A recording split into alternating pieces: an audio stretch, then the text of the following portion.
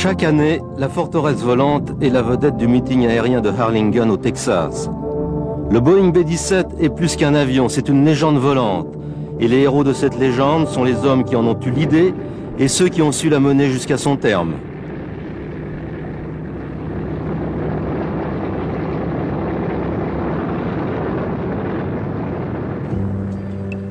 D'abord, il y a le général Mitchell, un vétéran de la Première Guerre mondiale.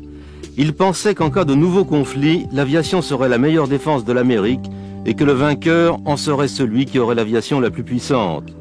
Pour lui, le bombardement de cibles navales faisait partie des missions de l'aviation. Cette idée nouvelle allait l'opposer à la marine et à l'administration et au passage lui coûter sa carrière. Mais il aura tout de même le temps de faire la preuve de ce qu'il avançait avec un navire de guerre capturé aux Allemands, le Ostfriesland.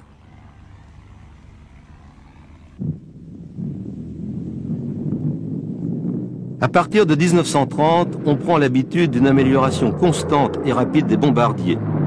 Des nouveaux monoplans tout métal, à commencer par le Boeing B-9, font oublier les fragiles biplans de la Première Guerre. Mais le budget de l'armée de l'air augmente très peu. Une Amérique qui ne rêvait que de paix ne voyait pas bien à quoi pourraient servir des bombardiers.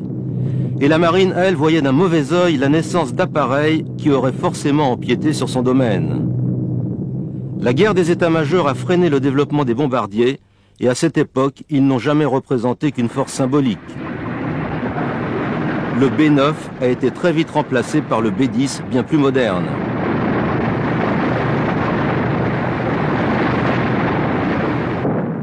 En dehors des manœuvres, ils ne serviront qu'à des missions de sauvetage sur des catastrophes. Par exemple, des parachutages de ravitaillement à des victimes d'inondations. Ils ont rendu d'innombrables services. L'Air Corps était toujours prêt à intervenir, et très vite, pour démontrer qu'il était indispensable.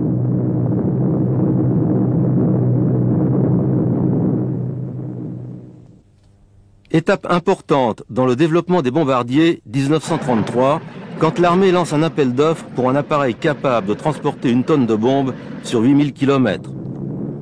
Boeing obtient le feu vert pour la construction du prototype d'un bombardier géant, le XB-15, l'année suivante, en 1934. Cet avion devait être capable d'attaquer des flottes ennemies, mais aussi des pays ennemis au-delà des océans, ce qui écartait tout conflit avec la Navy.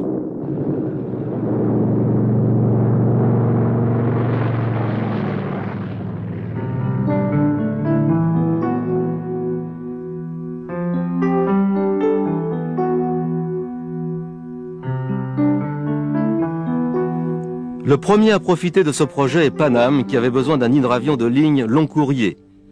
Boeing modifie très vite la voilure et différents autres éléments de son XB-15 pour réaliser ce qui sera pendant de nombreuses années le plus gros hydravion, le Clipper. Sa conception était bonne et Boeing allait pouvoir ainsi renforcer sa position dans le domaine des gros avions.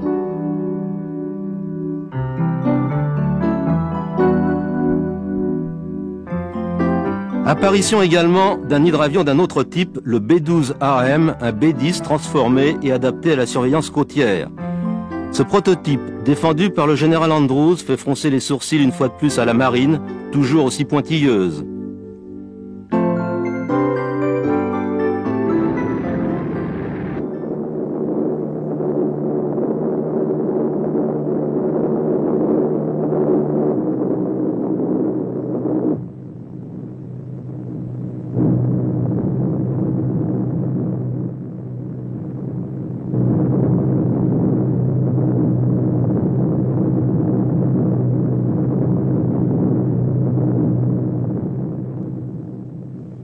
Début 1934, l'armée décide de remplacer son B-10 et lance un appel d'offres pour un appareil capable de transporter 2 fois plus sur une distance 2 fois plus longue.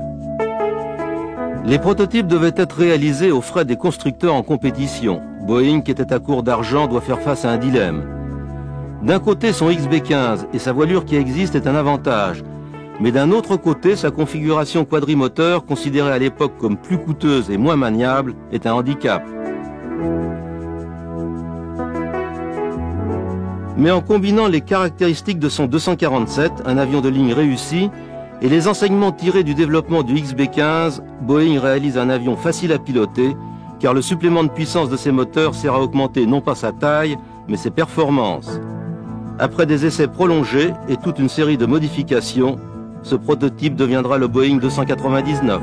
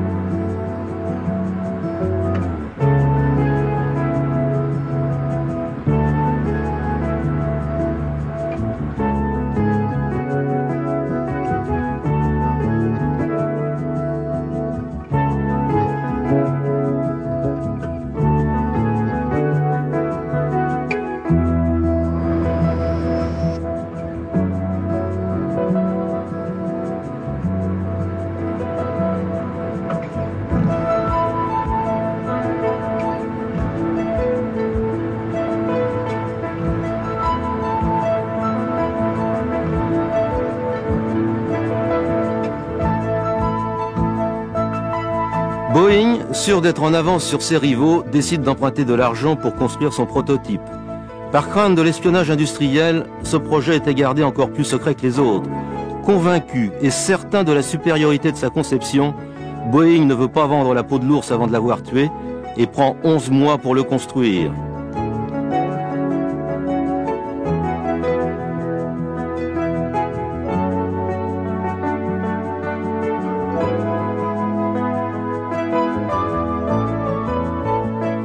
Le 11 mai 1935, l'avion mystérieux sort de son hangar. Il apparaît tout de suite comme le bombardier le plus moderne jamais construit. Il pouvait transporter 2,5 tonnes de bombes sur plus de 3000 km à plus de 300 km/h. Il était armé de 5 mitrailleuses. C'était le premier d'une nouvelle race d'appareils.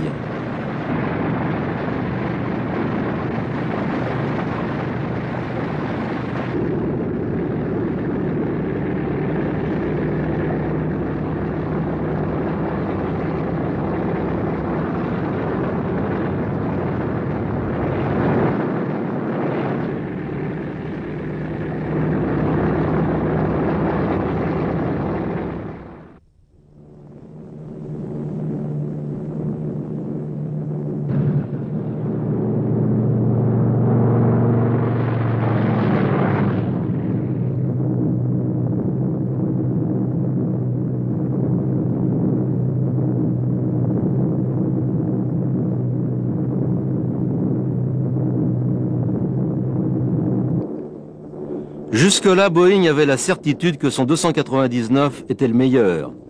À l'issue de son premier vol, cette certitude devient réalité.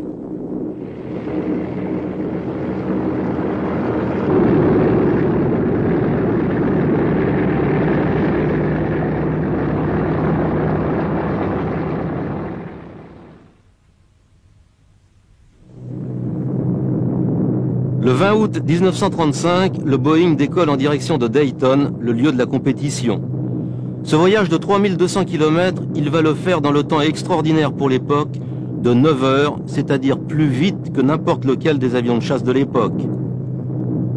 Sans se poser trop de questions sur le niveau de performance de ces avions de chasse, l'Air Force va se montrer très intéressé par le nouveau gros bombardier Boeing.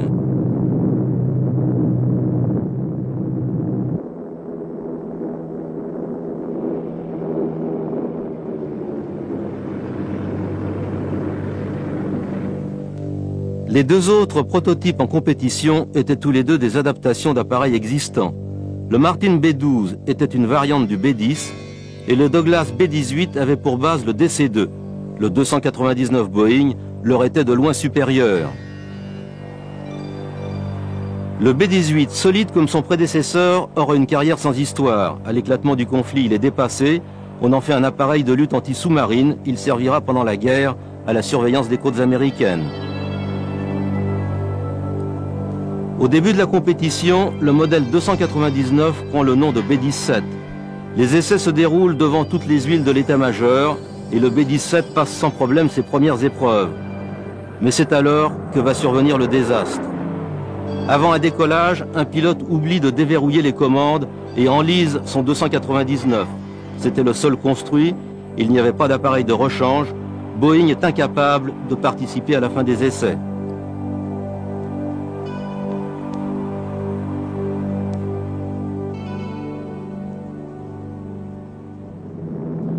L'Air Corps aura beau répéter qu'il préférait le B-17 malgré son accident, l'état-major intervient et le B-18 remporte la compétition par défaut.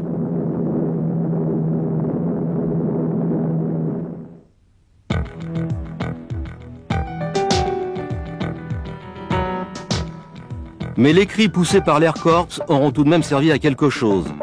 Une commande de 13 Boeing, nom de code YB-17. Les ingénieurs vont reprendre leur plan pratiquement à zéro et modifier très profondément leur dessin original.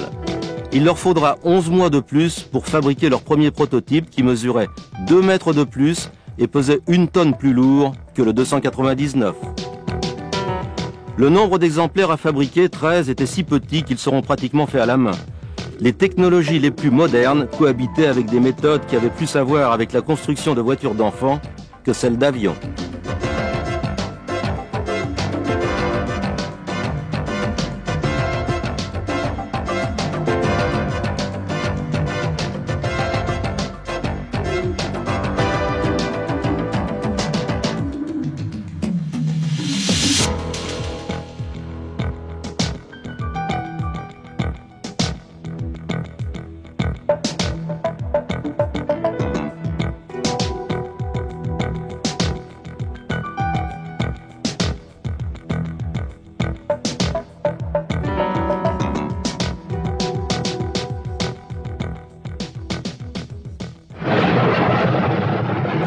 Dès que l'armée reçoit ses forteresses, le général Andrews commence à lui mener la vie dure et à tout faire pour développer son Air Corps en se servant de l'opinion publique.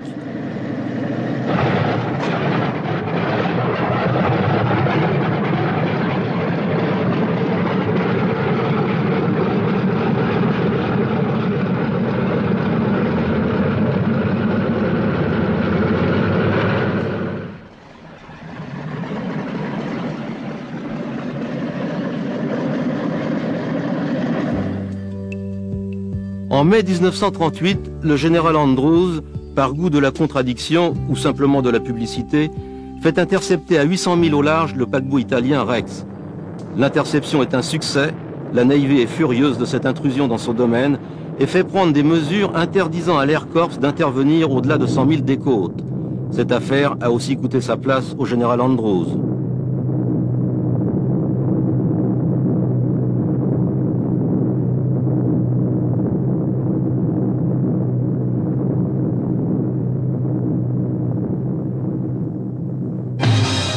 Curtis Limay, l'officier mécanicien de l'avion qui a intercepté le Rex, a lui aussi joué un grand rôle dans l'histoire du B-17 et dans l'élaboration de la théorie du bombardement stratégique.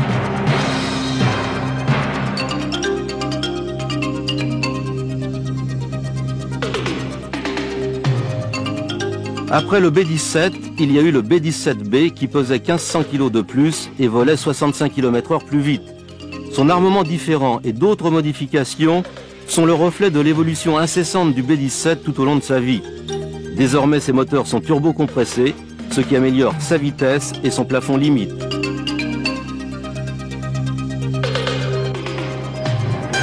Après l'écrasement de la Pologne par la Luftwaffe au début de la guerre, toutes les réticences vis-à-vis d'un gros bombardier sont levées.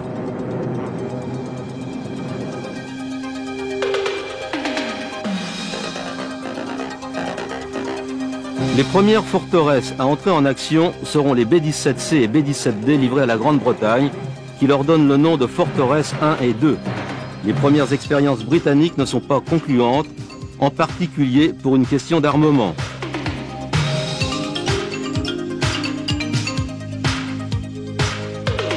Les ingénieurs de chez Boeing avaient prévu certaines des critiques britanniques. Le B-17E anticipe une bonne partie des modifications indispensables après les premiers combats, et sa queue arrière est redessinée. Le E est presque un nouvel appareil, il ne ressemble plus au B-17 d'origine.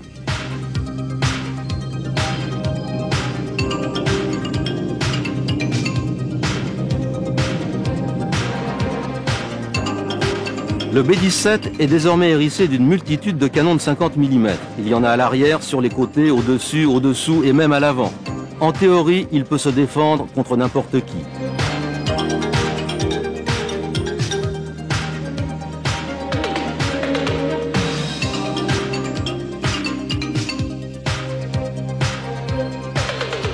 Mais seules les premières versions sont disponibles quand les États-Unis entrent en guerre après Pearl Harbor.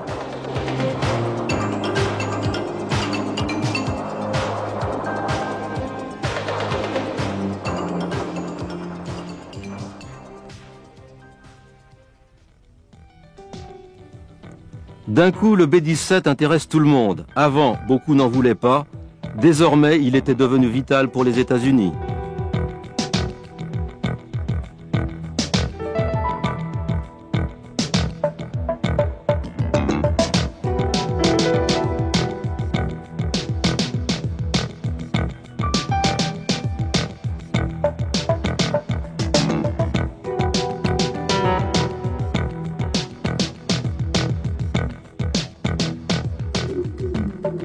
Sa production est réorganisée et ses usines automatisées quand les États-Unis se lancent dans l'effort de guerre.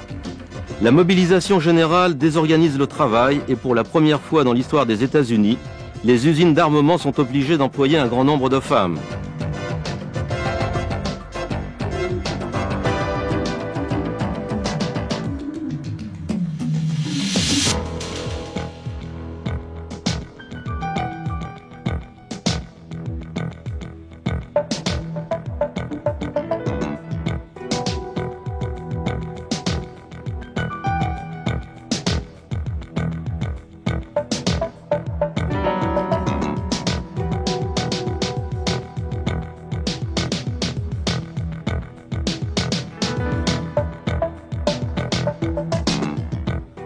Pour travailler à l'étroit, dans des parties difficiles d'accès, on fait appel à des gens de petite taille.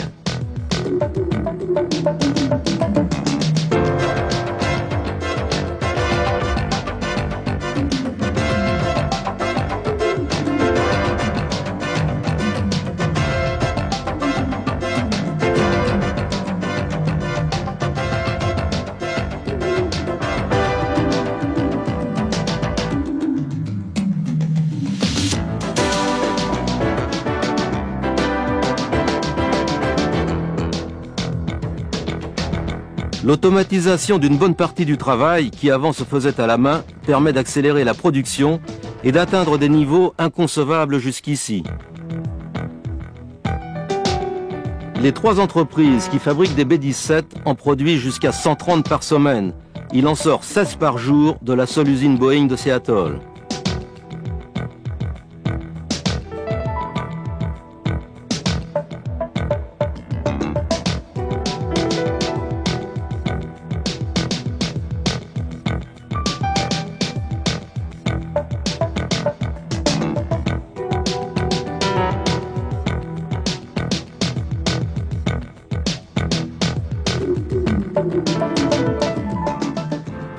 Sitôt livrés à l'armée, ils sont mis en service.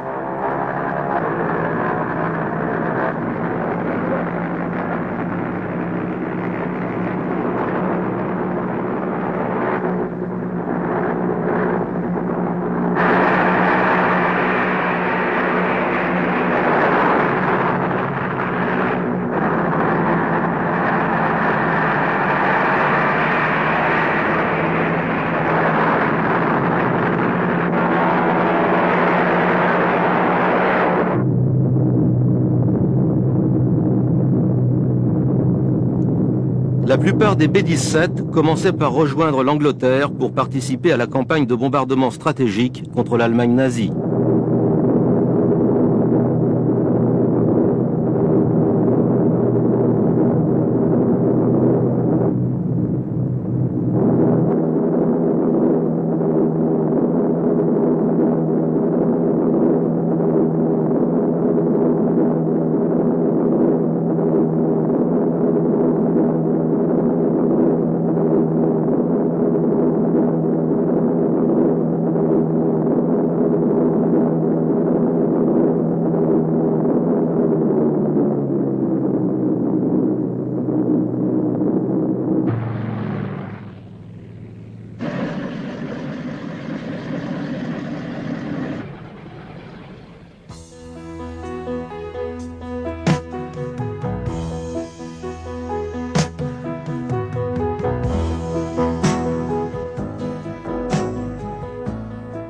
Les équipes au sol travaillaient en permanence sur les forteresses, faisant de leur mieux pour que ces missions soient des succès et que leurs équipages en reviennent vivants.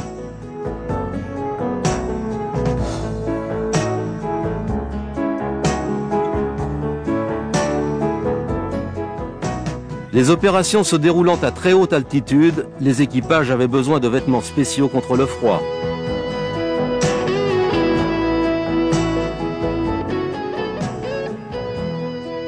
Pendant qu'on étudie les paramètres d'une mission, les bombes sont rangées dans leur soute et les canons sont chargés avec des bandes de munitions déballées. Chaque homme se prépare et prépare son équipement.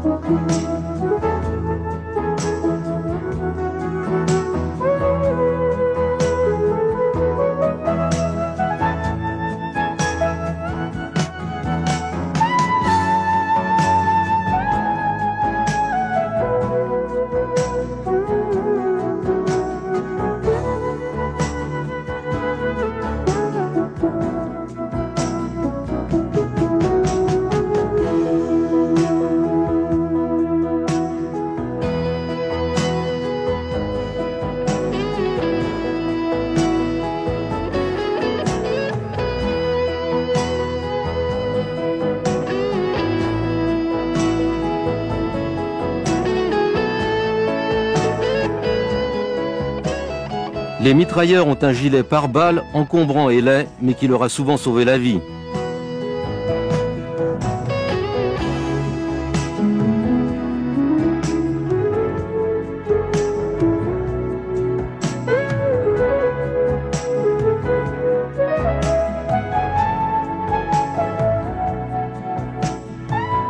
Un linguaphone inconfortable mais vital permet aux équipages de se parler, en particulier quand ils ont leur masque à oxygène.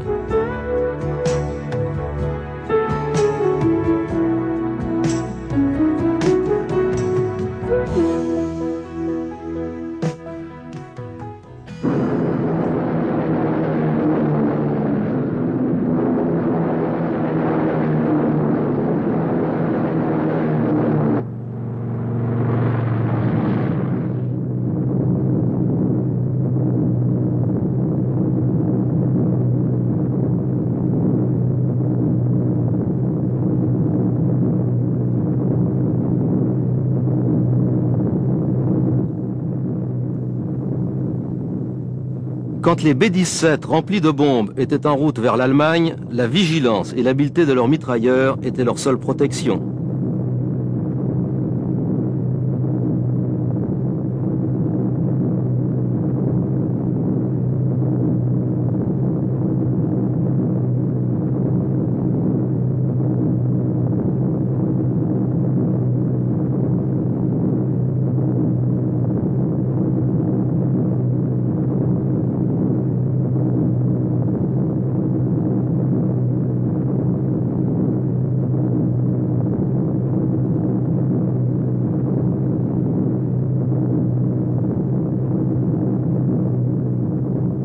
En l'absence de triangulation radar, les premiers bombardements des B-17 reposaient sur leurs navigateurs de bord. Les premières opérations britanniques de nuit avaient manqué de précision. Les bombardements d'objectifs précis sont alors abandonnés au profit de bombardements de surface. Mais les États-Unis, qui bombardaient de jour, continuent d'attaquer des objectifs précis.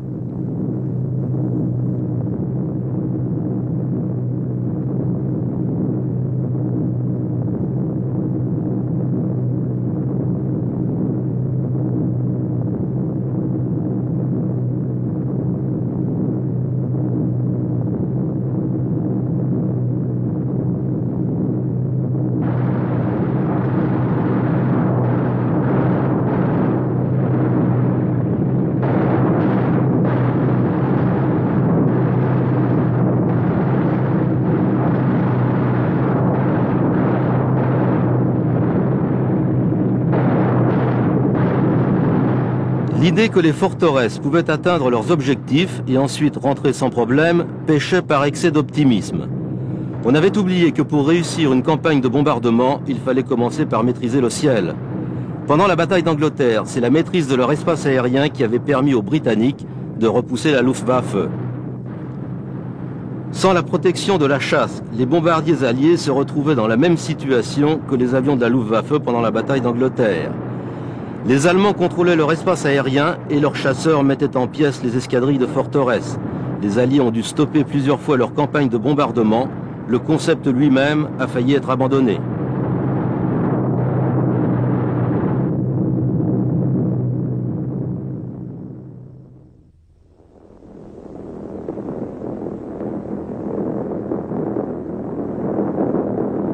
Il est arrivé au cours de certaines missions que des escadrilles complètes soient abattues et les pertes ont atteint des niveaux très inquiétants. Beaucoup d'hommes ne doivent leur vie qu'à l'incroyable aptitude des B-17 à continuer de voler, même gravement endommagés. Un grand nombre d'appareils sont rentrés dans un état tel qu'ils sont directement partis à la casse, mais leurs équipages étaient sains et saufs.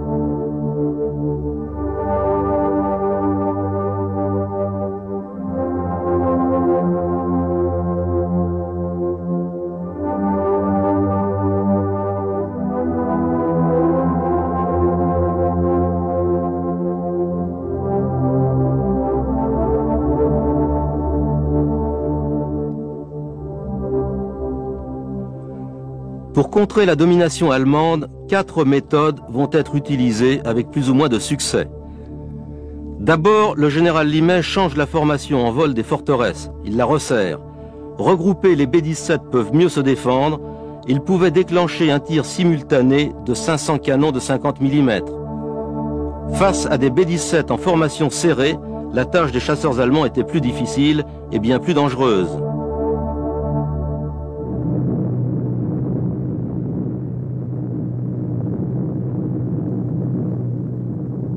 Le vol en formation serrée, en boxe, était très fatigant pour les pilotes.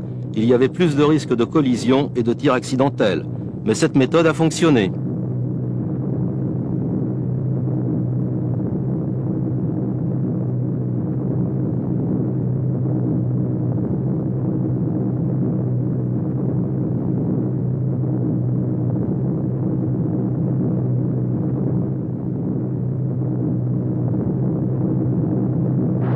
Les tirs groupés des B-17 en formation serrée ont provoqué un accroissement des pertes allemandes.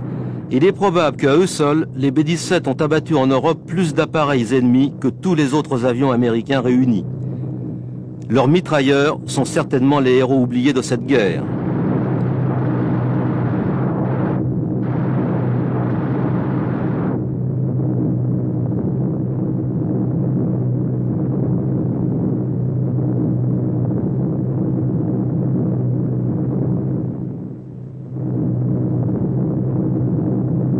Deuxième changement, l'installation d'une tourelle de tir frontale.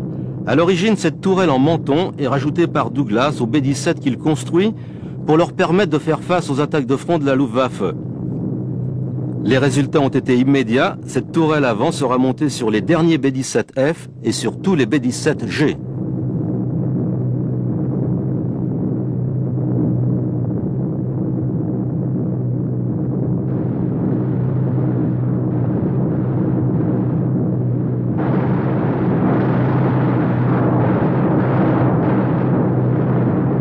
Troisième développement, le B-40, un B-17 transformé en avion d'escorte. Il dispose de doubles canons de 50 mm sur le côté et d'une tourelle supplémentaire au-dessus de son fuselage.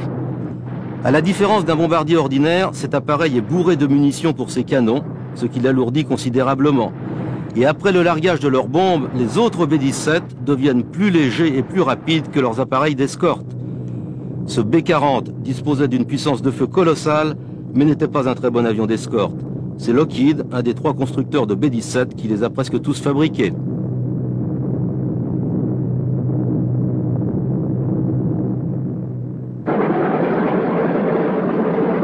Mais en fait, pour gagner la guerre en Europe, il fallait commencer par gagner le contrôle de l'espace aérien. La meilleure arme, un chasseur d'escorte à grand rayon d'action. Première tentative sérieuse des Alliés pour protéger leurs bombardiers avec un avion de chasse, le P-47 Thunderbolt, équipé de réservoirs largables.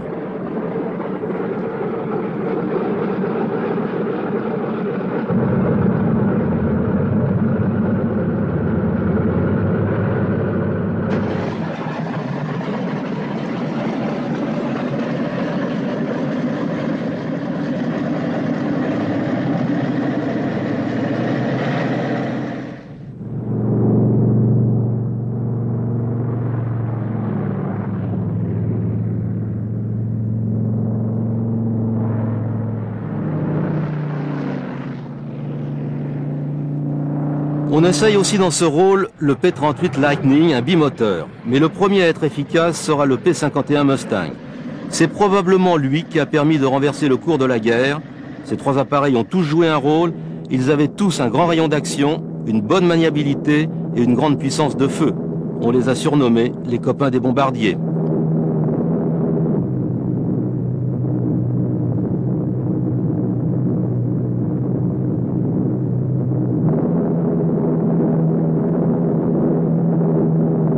Avant le jour J, avant qu'elle ne puisse se faire à partir de terrains situés en France, toutes les missions d'escorte se faisaient avec des réservoirs supplémentaires largables.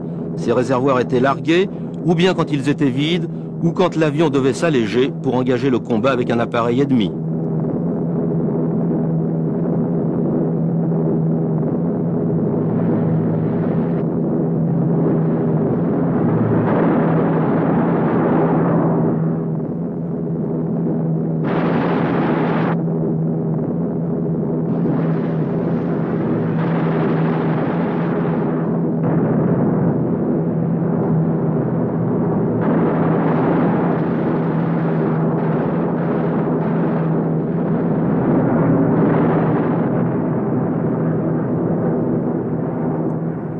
Mais pendant presque toute la guerre, et même équipés de réservoirs largables, les pilotes de chasse américains n'ont pu débarrasser le ciel des chasseurs ennemis que pendant la première partie des missions de bombardement. Pendant la dernière partie de leur vol, les B-17 étaient seuls. Il ne leur restait plus pour se protéger que la tactique Limet, le vol en formation serrée, l'habileté de leurs mitrailleurs et un peu de chance.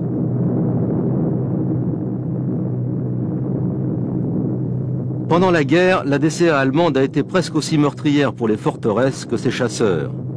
La technique Limet de vol en formation serrée était efficace contre les chasseurs, mais pas contre la DCA allemande, bien au contraire. Les B-17 regroupés étaient une cible facile pour la DCA.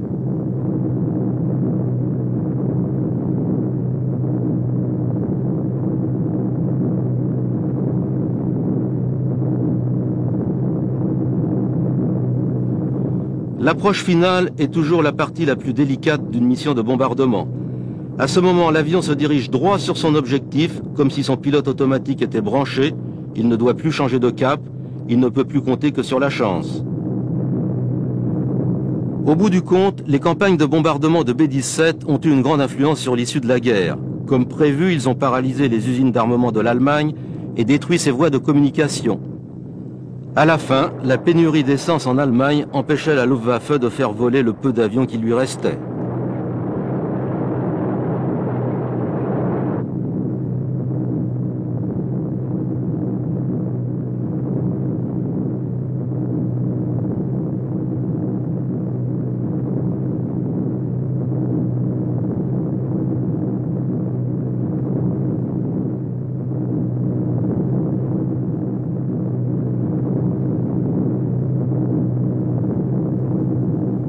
Sur ces images, on voit très bien comment se passait un largage de bombes par un B-17.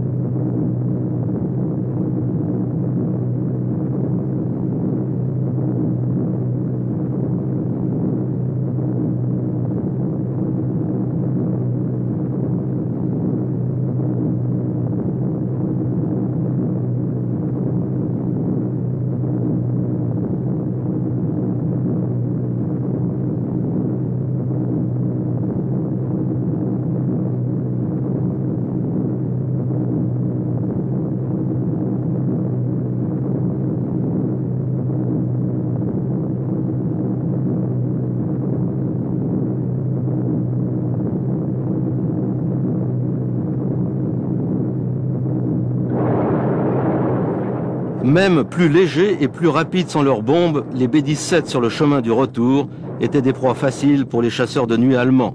Ils n'avaient que leurs mitrailleurs pour se défendre.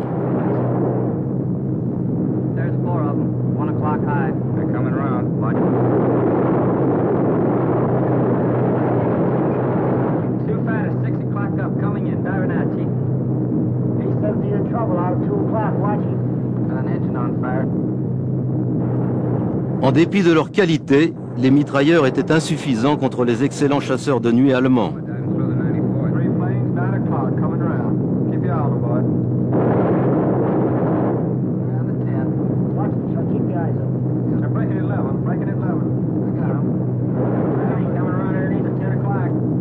Pour ne pas trop les alourdir, les B-17 décollaient normalement avec seulement 500 obus par canon, un peu plus pour le mitrailleur de queue.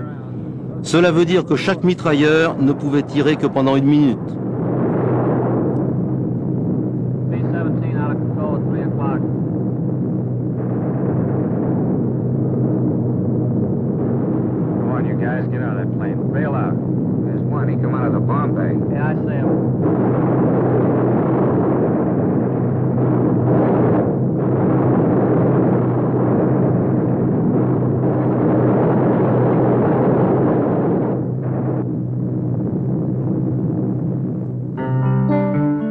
Même en très mauvais état, les B-17 sont souvent arrivés à rentrer grâce à leur solidité. La première qualité du B-17 était peut-être sa capacité à encaisser un tir de DCA.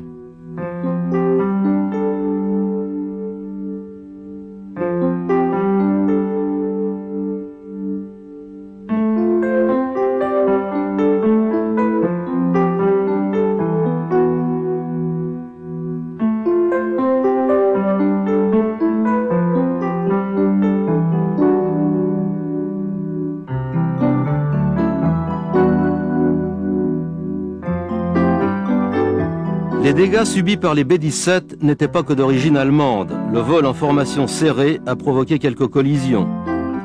Sur ces images, on voit le Helen Highwater qui vient d'être heurté par un autre B-17. Le mitrailleur de queue a eu beaucoup de chance. Juste avant le crash, il avait quitté son poste pour aller vérifier la roulette de queue.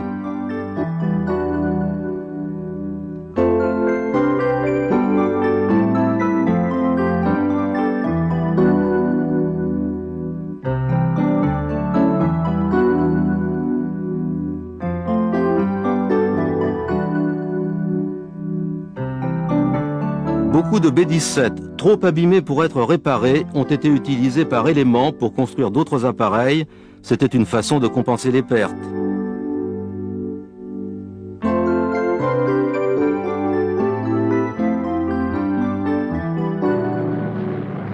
Autre utilisation des B-17 fatigués ou trop vieux pour être reconditionnés, leur transformation en bombes volantes.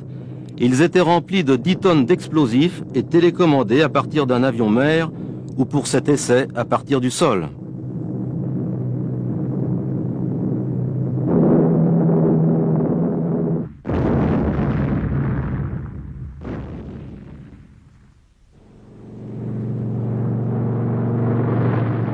Les B-17 ont aussi servi de plateforme de largage pour des bombes guidées. Pendant la guerre, les États-Unis étaient arrivés à se procurer des bombes volantes allemandes V1 non explosées. Les États-Unis ont procédé aux essais de leur propre version, qui ne sera d'ailleurs jamais utilisée. Les essais avaient lieu à partir de rampes au sol, ou plus souvent, pour une meilleure portée, à partir de B-17.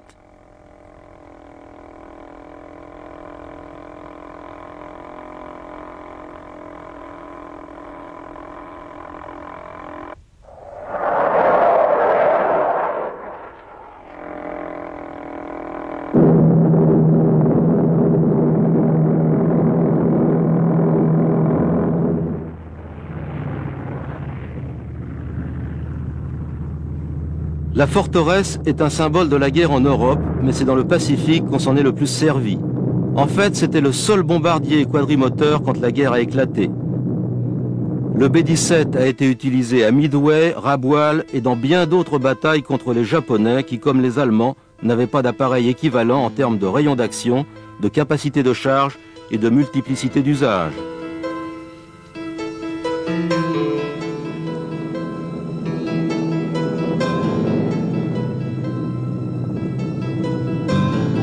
Ces images extraordinaires nous permettent de voir comment un B-17 procède à une attaque à très basse altitude, à quelques mètres au-dessus de la surface de l'eau. Son pilote frôle sa cible avec un appareil conçu pour voler à très haute altitude.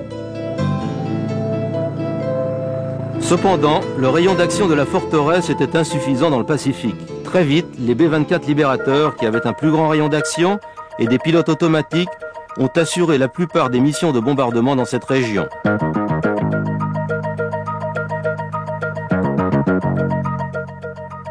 Le commandant en chef des Alliés dans le Pacifique, le général MacArthur, utilisait pour se déplacer plusieurs B-17 spécialement aménagés. Sur ces images, on assiste au chargement de ses bagages et de documents probablement top secrets à bord d'un de ces appareils sous la surveillance de ses aides de camp et de la police militaire.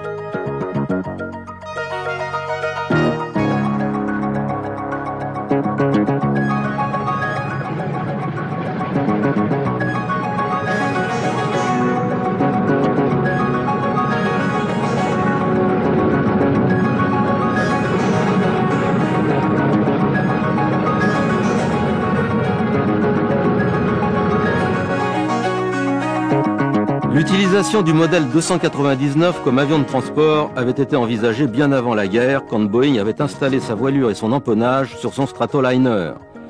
Ce premier avion de transport pressurisé jamais construit avait un fuselage différent, mais pour le reste, c'était un B-17. Il a été utilisé en grand nombre pendant toute la guerre. Ses 4 moteurs lui permettaient de traverser l'Atlantique avec peu de risque d'être attaqué.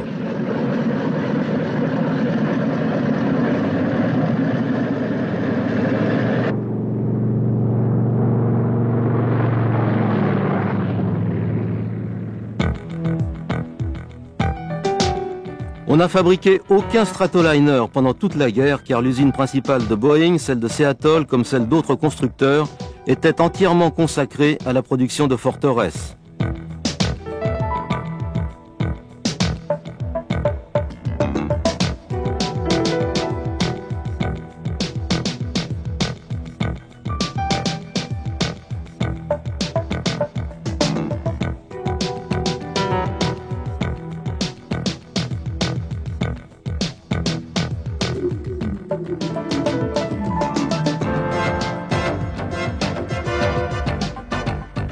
Les connaissances acquises avec le Stratoliner avant la guerre sur la pressurisation à haute altitude ont servi à l'effort de guerre, mais sur un autre appareil. Bien avant la guerre, Boeing et l'armée avaient étudié les effets de la pressurisation, à la fois sur les équipages et sur les appareils, car un bombardier complètement nouveau était en projet. Cet appareil, le B-29, devait pouvoir voler beaucoup plus haut que le B-17, et la pressurisation était la seule solution pour échapper au masque à oxygène, inconfortable et contraignant.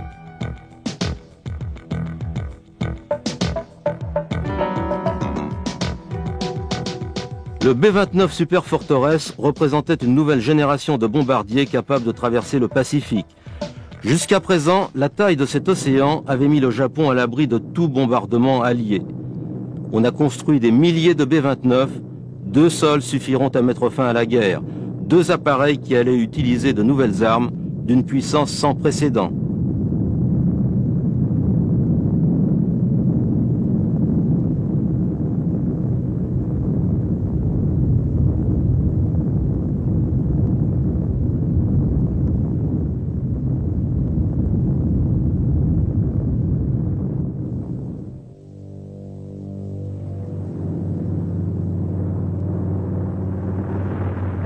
Après la guerre, la sophistication du nouveau matériel utilisé par l'Air Force atteint un tel degré que la poursuite de l'utilisation des B-17 paraît invraisemblable. Et pourtant elle s'est faite. Sur ces images, le général Limette, désormais sous-chef d'état-major pour la recherche et le développement, inspecte l'utilisation d'armes atomiques contre des cibles navales. Ces essais rappellent un peu l'interception du paquebot Rex par des B-17 avant la guerre. C'est un B-29 qui procède au largage sur un site d'essai dans le Pacifique. À l'époque, les résultats d'un tel tir étaient imprévisibles. On en savait très peu sur ce type d'arme.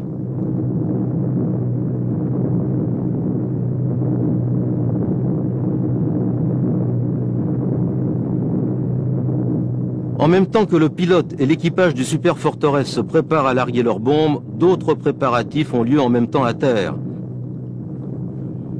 Des B-17 transformés en drones, profondément modifiés et télécommandés à partir du sol décollent.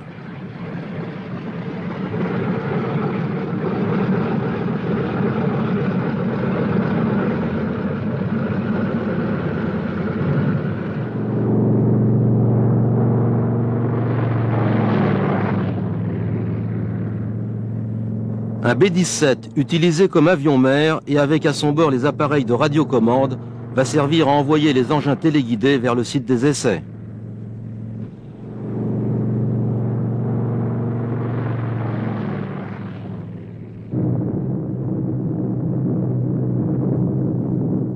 Les drones et leur avion-mer s'approchent jusqu'à la limite de la zone d'essai, dans laquelle une vingtaine de navires vont être sacrifiés. Le B-29 procède à son approche finale au-dessus de son objectif. Son bombardier ajuste son viseur. À quelques milles de là, des hommes de la marine s'apprêtent à assister à un spectacle horrible d'un nouveau genre.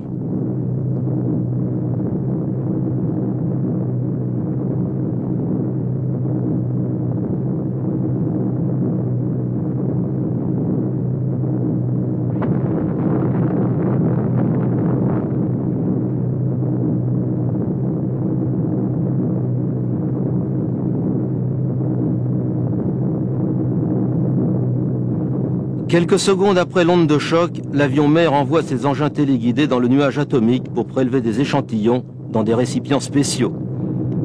Les engins téléguidés, les drones peuvent pénétrer au cœur du nuage radioactif, ce qui serait dangereux pour un avion piloté.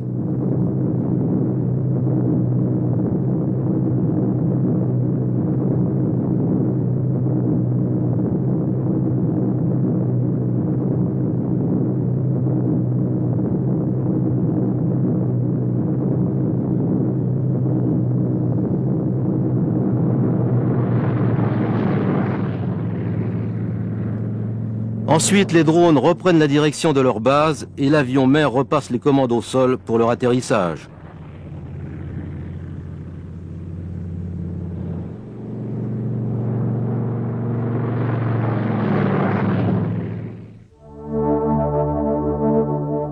Une fois à terre, les drones sont pris en charge par une équipe de spécialistes qui doivent récupérer leurs échantillons dans un avion complètement contaminé.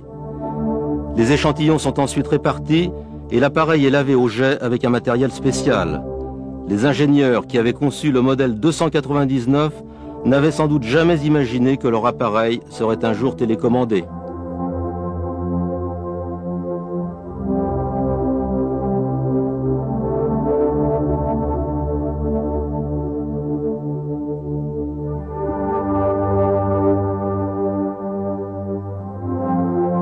L'Occident avait eu du mal à obtenir le monopole de l'arme atomique et il va le perdre très vite. Ce sera le début de la guerre froide. À partir des années 50, les États-Unis ont passé leur temps à surveiller en permanence l'aviation soviétique qui était désormais en mesure de détruire les États-Unis. Pour répondre à une éventuelle menace de bombardement soviétique, les États-Unis disposaient de missiles sol-air. Ces missiles, il a d'abord fallu les essayer. À nouveau, on utilise des B-17 sans pilote. À bord de son avion mère, l'opérateur surveille un écran de télévision sur lequel il voit le cockpit du drone qui va être sacrifié et prouver ainsi l'efficacité du missile sol-air.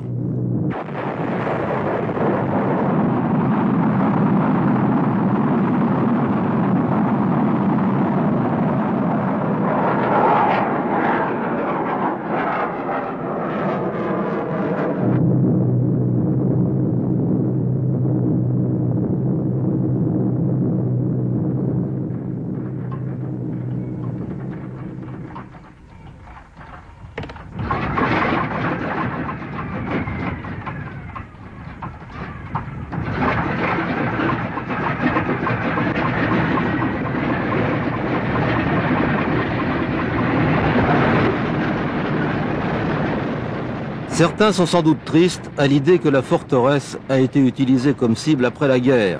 Mais le B-17 avait été conçu pour être seulement un bombardier, et avec son espace intérieur très étroit, il ne pouvait pas servir à grand-chose en temps de paix.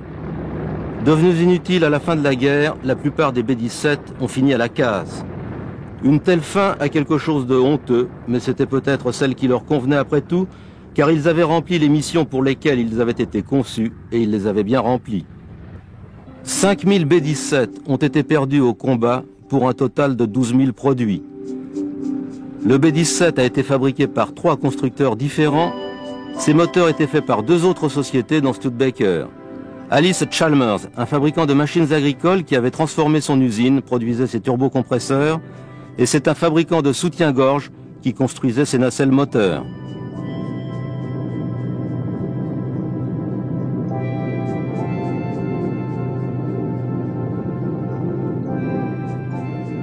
Le B-17 a rendu la victoire possible en Europe et on retrouve sur les générations suivantes d'appareils militaires et civils des progrès technologiques essentiels qu'il a été le premier à utiliser. Les quelques B-17 qui volent encore sont de véritables trésors. Il reste des avions de légende.